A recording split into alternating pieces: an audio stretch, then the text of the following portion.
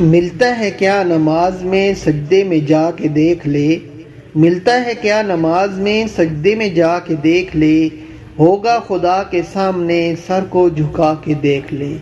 رنجو علم نہ کوئی غم ہوگا تجھے تیری قسم، رنجو علم نہ کوئی غم ہوگا تجھے تیری قسم، تھوڑی سی دیر کے لیے سر کو جھکا کے دیکھ لے۔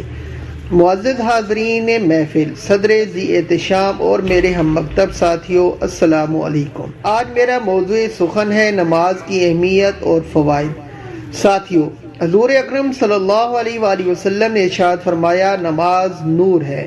ہم سب جانتے ہیں کہ لائٹ کا مقصد روشنی دینا ہے، اور اسی مقصد کو حاصل کرنے کے لیے عموماً ٹیوب لائٹ بلندی پر لگائی جاتی ہے، لیکن جب یہ ٹیوب لائٹ خراب ہو کر روشنی دینا چھوڑ دیتی ہے تو ہم اسی ٹیوب لائٹ کو اتار کر کوڑا دان میں پھینک دیتے ہیں، کیونکہ اصول ہے کہ بے مقصد چیز کو کوئی مقام نہیں دیا جاتا۔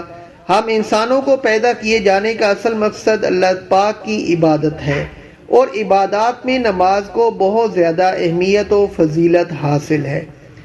اللہ کے پیارے نبی حضرت ابراہیم علیہ السلام نے تو اپنے لیے اور اپنی اولاد کے لیے نماز کے بارے میں دعا بھی کی، جس کا تذکرہ قرآن پاک میں یوں ہے، اے میرے رب مجھے نماز کا قائم کرنے والا رکھ اور میری اولاد کو، اے ہمارے رب اور ہماری دعا سن لے۔ حقوق اللہ میں نماز کی اہمیت اس قدر زیادہ ہے کہ روز قیامت تمام حقوق اللہ میں سب سے پہلے اسی کے متعلق سوال کیا جائے گا۔ حدیث پاک میں ہے کہ کل قیامت کے دن بندے سے سب سے پہلے اس کی نماز کے بارے میں سوال ہوگا۔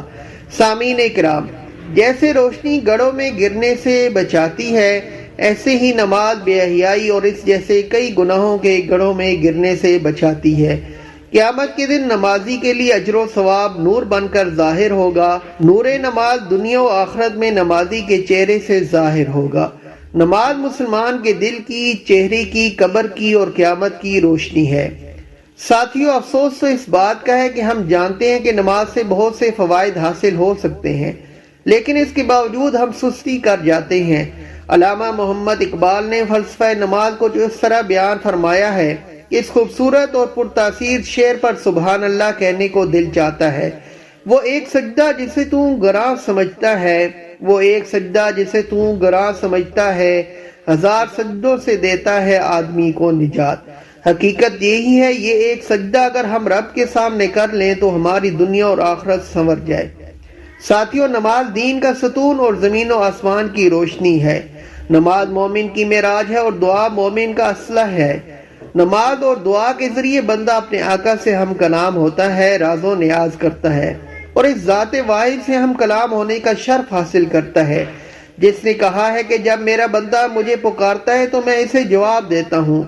راز و نیاز، سوز و گداز کی کیفیت تبھی پیدا ہو سکتی ہے، اور نماز خالق و مالک سے ہم کلامی کے شرف کی بنا پر معراج مومن تبھی بن سکتی ہے جب انسان روح و بدن کے ساتھ محضر الہی میں حاضر ہو اور اس کے بدن کا رواں رواں اس کی زبان سے ادا ہونے والے کلمات کی شہادت دے رہا ہو، اور یہ اس وقت تک ممکن نہیں جب تک انسان اپنی زبان سے ادا ہونے والے کلمات کے معنی سے واقف نہ ہو۔ یہ بے حد ضروری ہے تاکہ مومنین اپنی عبادات میں سوز عشق اور گداز روح کی کیفیت پیدا کر کے صحیح معنوں میں اپنے رب سے ہم کلام ہو۔